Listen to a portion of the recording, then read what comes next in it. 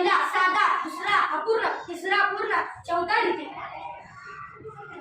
काळातील सर्व प्रकारची क्रियापदाची रूपे. साधा वर्तमान. मी पुस्तक वाचतो. मी पुस्तक वाचत आहे. पूर्ण वर्तमान. मी पुस्तक वाचले आहे. मी पुस्तक वाचत असतो. साधा भूतकाळ. मी पुस्तक वाचते. अपूर्ण भूतकाळ. मी पुस्तक वाचत होतो. पूर्ण भूतकाळ. मी पुस्तक वाचले होते. मी पुस्तक वाचत असे. साधा भूतकाळ.